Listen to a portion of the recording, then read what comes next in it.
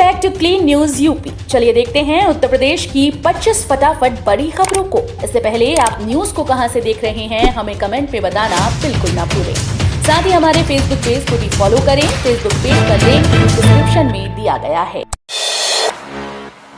IIT Kanpur के वैज्ञानिकों ने तैयार की स्मार्ट जैकेट -40 डिग्री में भी जवानों को रखेगी गर्म। कारगिल, लद्दाख, सियाचिन ग्लेशियर जैसे बर्फीले इलाकों में तैनात जवानों को भारी जैकेट से जल्द निजात मिलेगी। IIT कानपुर के वैज्ञानिकों की एक टीम ने सेंसर युक्त हीट डिवाइस वाली जैकेट वार्म हग बनाई है। ये हल्की जैकेट -40 डिग्री की सर्दी तक जवानों की सुरक्षा करेगी। इसका ट्रायल ITBP के जवानों पर किया गया, जिसमें जैकेट कारगर साबित हुई। 2018 से वैज्ञानिक ऐसी हल्की जैकेट बनाने की कोशिश कर रहे थे जो बर्फीले इलाकों में सैनिकों की मदद करे, उन्हें बहुत भारी कपड़ों के बिना सर्दी से बचाए। दिसंबर 2021 में सबसे पहले IIT की लैब में जैकेट का पहला ट्रायल हुआ था। मदरसों में पढ़ने वाले बच्चों को लेकर योगी सरकार के मंत्री का नया आदेश।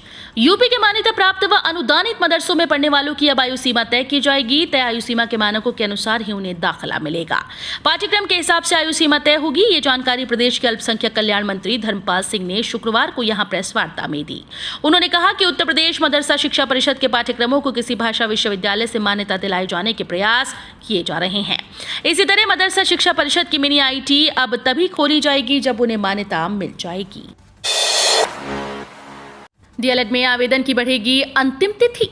डिप्लोमा इन एलिमेंट्री एजुकेशन प्रशिक्षण 2022 के लिए वेबसाइट पर हो रहे ऑनलाइन आवेदन की अंतिम तिथि बढ़ेगी। सीट्स के सापेक्ष आवेदकों की संख्या 1/3 से भी कम होने के कारण सचिव परीक्षा नियामक प्राधिकारी अनिल भूषण चतुर्वेदी ने आवेदन की अंतिम तिथि 15 दिन और बढ़ाने का प्रस्ताव शासन को भेजा है। जल्द ही मंजूरी मिलने की उम्मीद है। DLED के लिए आवेदन 15 जून से शुरू हुए थे। पंजीकरण शुल्क जमा करने व आवेदन पूर्ण कर प्रिंट आउट लेने की अंतिम तिथि आवेदन शुरू होने के 20 दिन बाद तकरीबन 75,000 अभ्यर्थियों ने पंजीकरण कराया है, जबकि प्रदेश के 67 जिला शिक्षा और प्रशिक्षण संस्थान में 10,600 और 3,087 निजी DLED कॉलेजेस में 2,30,850 कुल 2,41,450 सीट्स पर प्रवेश होना है। सरकारी स्कूल्स के शिक्षकों के लिए नई योजना ला रही योगी सरकार। 6 लाख टीचर्स को होगा फायदा। सरकारी प्राइमरी व जूनियर स्कूल्स के शिक्षकों को योगी सरकार कैशलेस इलाज की सुविधा देगी। इसके तहत 5 लाख रुपए तक का कैशलेस इलाज वे करा सकेंगे। बेसिक शिक्षा विभाग से जुड़े 6.05 लाख शिक्षकों को इस योजना से लाभ मिलेगा। बुंदेलखंड एक्सप्रेसवे के लोकार्पण में 1500 बसों से आएंगे 1 लाख लोग। PM मोदी करेंगे संबोधित। बुंदेलखंड एक्सप्रेसवे के लोकार्पण व प्रधानमंत्री नरेंद्र मोदी को सुनने के लिए 1500 बसों से 1 लाख लोग पहुंचेंगे। बसों के लिए रूट चार्ट बनाया गया है। ट्रैफिक संचालन के लिए अलग कंट्रोल रूम बनाया जा रहा है। झांसी कानपुर नेशनल हाईवे से गुजरने वाले बड़े वाहनों का रूट डाइवर्ट कर उनको कोच की ओर से निकाला जाएगा। 16 जुलाई को प्रधानमंत्री उरई के कैथेरी टोल प्लाजा से एक्सप्रेसवे जनता को समर्पित करेंगे। इस मौके पर बड़ी जनसभा की भी तैयारी है। समारोह स्थल पर एक बड़ा वाटरप्रूफ पंडाल बनाया जा रहा है। लोहिया अस्पताल में आज से बंद मुफ्त इलाज और जांच। जानिए OPD और टेस्टिंग की नई दरें। राशन गैस में लगी महंगाई की बेकाबू आग अब स्वास्थ्य सुविधाओं में भी लगने जा रही है। गोमती नगर स्थित लोहिया संस्थान के हॉस्पिटल ब्लॉक में आज 9 जुलाई से मुफ्त इलाज सुविधा बंद हो जाएगी। OPD से लेकर भर्ती तक मरीजों को शुल्क चुकाना होगा। जांच के एवज में भी जेब ढीली करनी होगी। OPD में 1 रुपए में बनने वाला पर्चा अब 100 रुपए में बनेगा। राहत की बात यह है कि इमरजेंसी सेवाएं पूर्व की भांति मुफ्त रहेंगी। 25 से 31 जुलाई तक सभी जिलों में बिजली महोत्सव दिखाएंगे शॉर्ट फिल्म। आजादी के अमृत महोत्सव के तहत प्रदेश के सभी जिलों में बिजली महोत्सव और ऊर्जा दिवस मनाया जाएगा। ये कार्यक्रम 25 से 31 जुलाई तक निर्धारित किया गया है।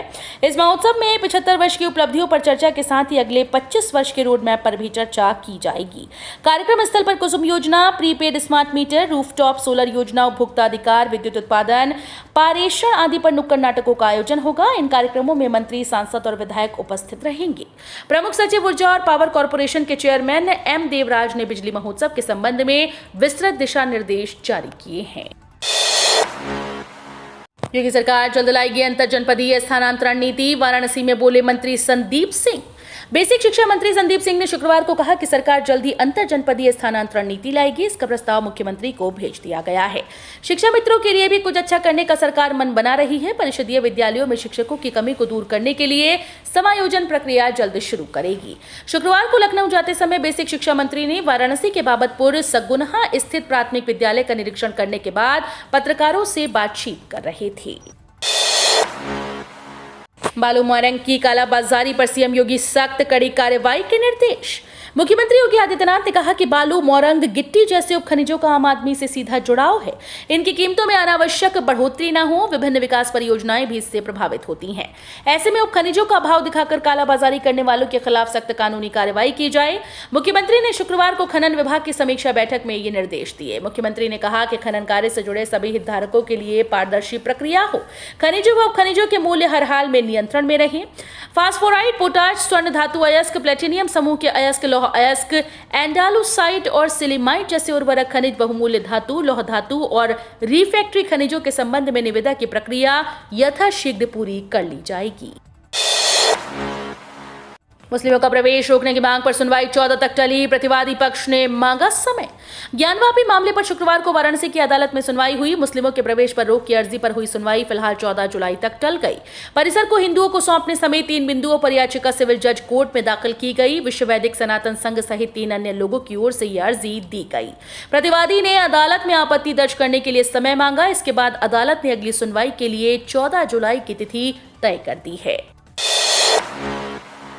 मिशन 2024 के लिए भाजपा ने 100 कमजोर बूथ पर सांसदों और 25 पर लगाई विधायकों की ड्यूटी। बीजेपी अभी से लोकसभा चुनाव 2024 की तैयारियों में जुट गई है। बीजेपी ने यूपी में लोकसभा चुनाव के लिए बूथ लेवल मैनेजमेंट करना शुरू कर दिया। इस बाबत शुक्रवार को सीएम योगी आदित्यनाथ की अध्यक्षता में बीजेपी के राज्य मुख्यालय में बैठक हुई, जिसमें यूपी प्रभारी राधा मोहन सिंह और महासचिव अरुण सिंह, डिप्टी सीएम केशव प्रसाद मौर्य और ब्रजेश पाठक मौजूद रहे। यूपी में सबसे पहले अग्निवीरों की भर्ती का मुजफ्फरनगर से होगा आगाज।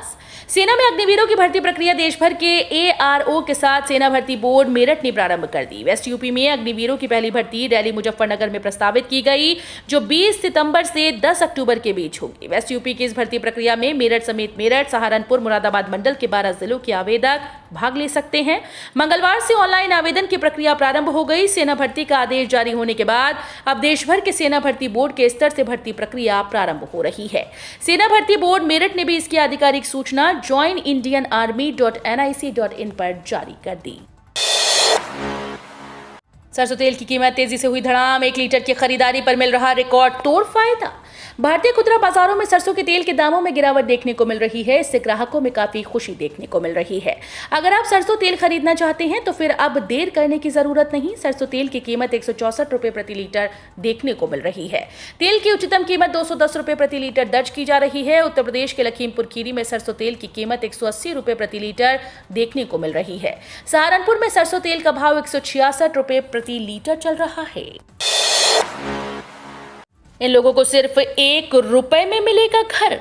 यूपी सरकार समय समय पर राज्य के नागरिकों को विभिन्न प्रकार की योजनाओं का लाभ देती है। इन योजनाओं के तहत यूपी सरकार अब समूह ग व समूह घ के पात्र कर्मचारियों और अधिवक्ताओं को सब्सिडी पर आवास देने वाली है। इन घरों को खरीदने वालों से भूमि की सांकेतिक कीमत केवल 1 रुपए ली जाएगी। इसके अलावा लाभार्थियों को घर पर छूट पाने के लिए कुछ शर्तों का ध्यान रखना होगा, जिसके तहत लाभार्थी को घर में कम से कम 10 साल तक इस घर में रहना होगा और वो 10 साल तक इस घर को बेच नहीं पाएंगे। यूपी में अभी तक समूह ग व घ कर्मचारियों को मकान सब्सिडी देने की व्यवस्था नहीं है। एसएससी का कैलेंडर जारी। अगस्त से मई तक होंगी 15 भर्ती परीक्षाएं।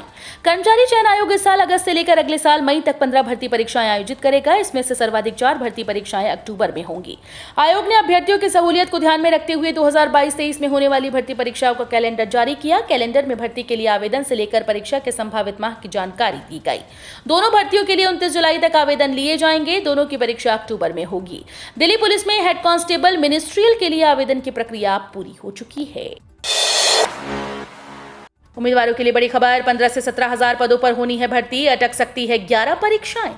एमपीपीईबी के उम्मीदवारों के लिए बड़ी खबर सामने आ रही है, जिससे उन्हें तगड़ा झटका लग सकता है। Madhya Pradesh professional examination board द्वारा सितंबर से नवंबर महीने तक के बीच परीक्षा के आयोजन होने हैं। हालांकि अब इन परीक्षाओं में एक बार फिर से देरी की संभावना जताई गई। दरअसल 3 करोड़ से अधिक रुपए का भुगतान न होने पर निजी कॉलेजेस द्वारा प्रोफेशनल एग्जामिनेशन बोर्ड के परीक्षा को आयोजित करने से इनकार कर दिया गया है। ऐसे में एक बार फिर से 15 से 17 हजार भर्तियों में उम्मीदवारों को देरी का सामना करना पड़ सकता है। बता दें कि इस साल अगले 3 महीने में Madhya Pradesh professional examination board के द्वारा कुल 9 से 12 परीक्षा का आयोजन किया जाना है। फ्री चाहिए गेहूं, चावल, तेल और चीनी तो राशन कार्ड धारक फटाफट कराएं ये काम। अगर आपको फ्री में राशन का लाभ लेना है तो अब नए नियमों का पालन करना जरूरी है, जिसे लेकर लोगों में अभी से उत्साह देखने को मिल रहा है। अब गेहूं, चावल और चीनी का लाभ लेने के लिए आपको राशन कार्ड बनवाने होंगे। राशन कार्ड बनवाने की प्रक्रिया जल्द आरंभ की जाएगी, जिसमें लाखों लोग हिस्सा लेंगे। लखनऊ, कानपुर, वाराणसी, गोरखपुर, मेरठ, आगरा, बरेली, प्रयागराज में पेट्रोल डीजल के ताजा रेट। यूपी के लखनऊ, कानपुर, वाराणसी, गोरखपुर, मेरठ, बरेली, प्रयागराज, आगरा में कल यानी 8 जुलाई शुक्रवार को पेट्रोल, डीजल और एलपीजी के प्रति लीटर किलोग्राम के दाम जानिए। लखनऊ में पेट्रोल की कीमत 96.57 रुपए है। आप अपने शहरों के तेल के दाम जान सकते हैं। वाराणसी में पेट्रोल के दाम 97.03 रुपए प्रति लीटर और डीजल 90.21 रुपए प्रति लीटर पहुंच गया है। यूपी से एमपी तरफ घूम गया मॉनसून। जानिए अगले कुछ दिनों में यूपी में कैसा रहेगा मौसम का हाल। कुछ दिनों की बारिश के बाद यूपी वालों को फिर से एक बार भीषण गर्मी से दो चार होना पड़ेगा। मौसम विभाग के मुताबिक अगले 5 दिन पूर्वी उत्तर प्रदेश में गरज के साथ बारिश होने की संभावना है, लेकिन लखनऊ समेत दूसरे जिलों में बारिश की संभावना नहीं। मौसम विभाग के मुताबिक राजधानी लखनऊ में शुक्रवार को अधिकतम तापमान 39 डिग्री और न्यूनतम तापमान 28 डिग्री रहने का पूर्वानुमान है। इसके अलावा वाराणसी में अधिकतम तापमान 38 डिग्री और न्यूनतम तापमान 27 डिग्री रहने की संभावना है। गोमुख यात्रा पर रहेगा प्रतिबंध। एक दिन में जानिए कितने कांवड़ियों को मिलेगी अनुमति। कोरोना की वजह से 2 साल बाद 14 जुलाई से शुरू हो रही कांवड़ यात्रा के लिए मेगा प्लान तैयार किया गया है। प्रशासन के अनुसार 4 से 5 करोड़ कांवड़ियों के हरिद्वार पहुंचने का अनुमान है।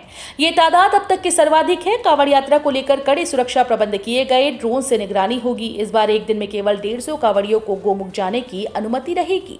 मुख्यमंत्री अभी तक हुए कांवड़ के कार्यों की समीक्षा करेंगे। सीएम निरीक्षण भी कर सकते हैं। इससे पहले डीएम विनय शंकर पांडे ने मेले की तैयारियों को लेकर औचक निरीक्षण किया।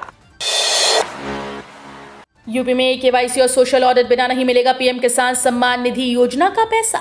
उत्तर प्रदेश की योगी सरकार के 100 दिन पूरे होने के मौके पर जनता को अपने विभाग का 100 दिनों का रिपोर्ट कार्ड पेश करने कृषि मंत्री सूर्य प्रताप शाही ने प्रेस कॉन्फ्रेंस की। इस दौरान उन्होंने कहा कि अब से प्रधानमंत्री किसान सम्मान निधि योजना का लाभ सिर्फ उन्हीं किसानों को मिलेगा जिन्होंने ई-केवाईसी करा रखी हो। ई-केवाईसी होने के बाद प्रधानमंत्री किसान सम्मान निधि योजना के लाभार्थियों का ऑनलाइन रिकॉर्ड रखने में आसानी होगी। मल्टी मॉडल लॉजिस्टिक हब के लिए होगा 205 एकड़ जमीन का अधिग्रहण। प्रदेश के औद्योगिक विकास मंत्री नंद गोपाल नंदी ने कहा कि नोएडा में इंडस्ट्रियल टाउनशिप का कार्य तेजी से चल रहा है। 6 कंपनीज को भूमि का आवंटन किया जा चुका है। मल्टी मॉडल लॉजिस्टिक हब और मल्टी मॉडल ट्रांसपोर्ट हब के लिए नोएडा व दादरी में 1143 हेक्टेयर भूमि का अधिग्रहण हो चुका है। अगले महीने 205 एकड़ और भूमि पर अधिग्रहण की कार्यवाही पूरी कर ली जाएगी। पीएम गति शक्ति के भेजे गए प्रोजेक्ट केंद्र सरकार ने मंजूर कर लिए हैं। बढ़ती महंगाई के बीच नितिन गडकरी का बड़ा दावा। बोले अगले 5 साल में पेट्रोल हो जाएगा बैन। देश में ईंधन की बढ़ती कीमतों ने आम आदमी की कमर तोड़ दी। महंगाई भी रिकॉर्ड ऊंचाई पर पहुंच गई। इसलिए अगर ईंधन के दाम में 2 रुपए की भी कमी की जाए तो आम आदमी को बड़ी राहत मिल जाती है। इस बीच केंद्रीय परिवहन मंत्री नितिन गडकरी ने एक बड़ा बयान दिया। देश में पेट्रोल डीजल की कीमतों में बढ़ोतरी के बीच उन्होंने कहा कि अगले 5 साल में देश से पेट्रोल को खत्म कर दिया जाएगा। इस पर प्रतिबंध लगा दिया जाएगा। नितिन गडकरी अकोला में डॉक्टर पंजाब राव देशमुख कृषि विश्वविद्यालय के 36वें दीक्षांत समारोह में बतौर मुख्य अतिथि बोल रहे थे। एसी कमरों से राजनीति करने वालों का हर्ष बसपा कांग्रेस जैसा होगा। ओपी राजभर का फिर अखिलेश पर निशाना। आजमगढ़ और रामपुर लोकसभा उपचुनाव में मिली हार के बाद से सपा प्रमुख अखिलेश यादव और सुबह सपा अध्यक्ष ओम प्रकाश राजभर में तनातनी बढ़ती जा रही है। ओपी राजभर लगातार अखिलेश पर निशाना साध रहे हैं। एक बार फिर से शुक्रवार को राजभर ने बिना नाम लिए अखिलेश को निशाने पर लिया। राजभर ने कहा कि एसी कमरों से राजनीति करने वाली पार्टीज का हर्ष बसपा और कांग्रेस जैसा ही होगा। लखनऊ में बोले यूपी के गन्ना विकास मंत्री 50 लाख से अधिक गन्ना किसानों को मिलेंगे शेयर प्रमाण पत्र। सहकारी गन्ना व चीनी मिल समितियों के सदस्य किसान सिर्फ गन्ना आपूर्तिकर्ता नहीं हैं, बल्कि वे चीनी मिलों के अंशधारक यानी शेयर होल्डर्स भी हैं। चीनी उद्योग व गन्ना विकास मंत्री लक्ष्मी नारायण चौधरी ने कहा कि पहली बार सरकार ऐसे किसानों को स्वामित्व होने का एहसास कराएगी। 50.10 लाख गन्ना किसानों को शेयर प्रमाण पत्र दिए जाएंगे। इसका शुभारंभ मुख्यमंत्री योगी आदित्यनाथ इसी माह करेंगे। तो ये थी आज की 25 फटाफट बड़ी खबरें। अगर आपको न्यूज पसंद आई हो तो वीडियो को लाइक और शेयर जरूर करें। धन्यवाद।